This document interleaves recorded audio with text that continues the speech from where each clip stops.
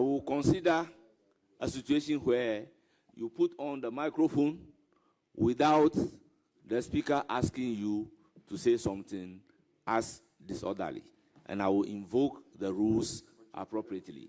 So we should all take note. Minority Leader, kindly conclude. So, Chairman,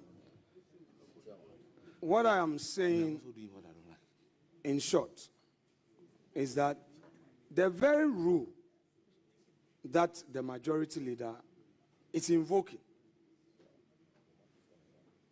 supports the contention of the minority. And I'm responding to him by saying that the cases that are pending, that he has a problem with my earlier statement.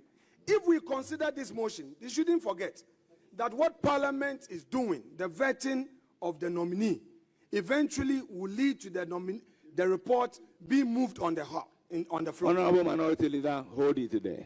For him to come in? Yes, hold it. Okay, not for him to come in. I am coming in personally. Severally, I admonish you that a matter that has been dealt with on the floor of Parliament, this vetting committee cannot be constituted into a court of appeal to reverse any decision. Therefore, I will personally not tolerate any of those issues to be read. Now, I accommodated the majority whip, and he read in extenso your motion.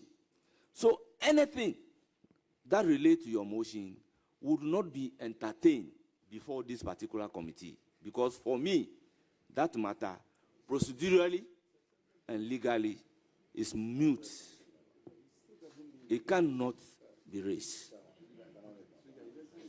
So, Minority Leader, kindly conclude. Chairman, there are two issues that have been raised, and each of them must have a response. The Majority Leader has raised his issue. And then the Afenyo-Markin also brings in a different issue. So I'm done with him. Let me now address the Afenyo-Markin's issue, the Majority Chief Whip. The Majority Chief Whip is contending that the minority's motion was ruled upon. Mr. Speaker, Mr. Chairman, we are not here to rehash our argument. We have not brought any argument before the House.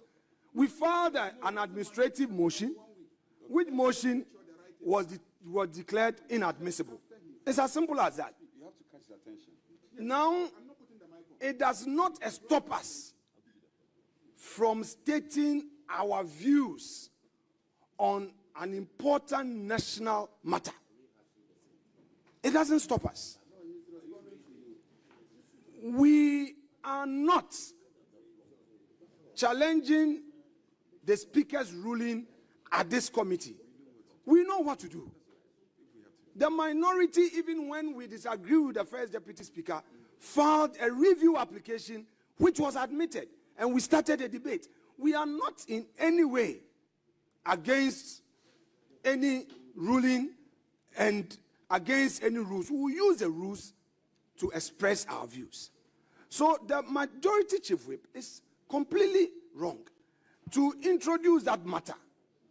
What we are rather saying is that the rule that the Majority Leader is seeking to invoke to rather stop the minority from exercising its right of opinion on a matter of national importance rather supports the very reason why we had come with a motion to say that let all the matters be determined to bring clarity, because Her Ladyship Justice Arabe Esaba Tokonu has right, far right.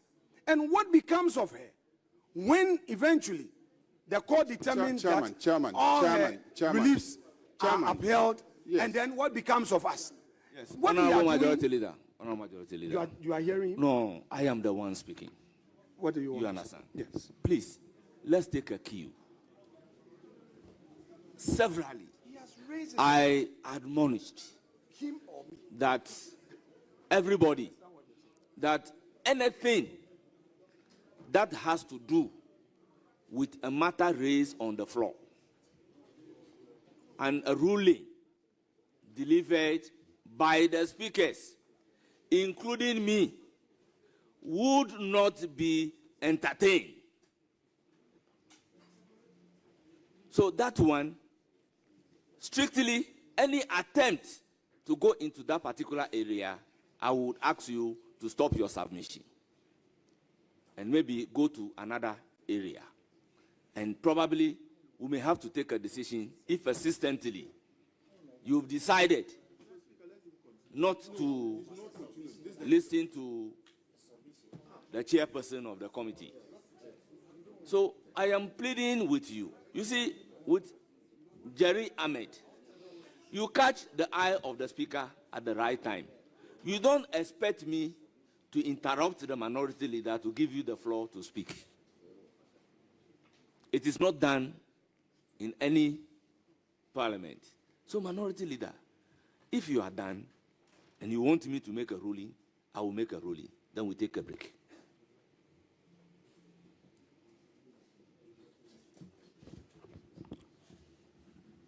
Chairman, with respect,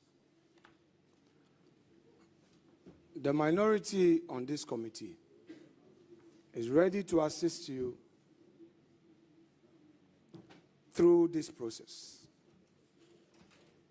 It is clear to us, however, that consistently there is a grand design to obstruct us, deny us of our right to express opinion on a matter of national discourse. We are clear on our minds what the majority is up to.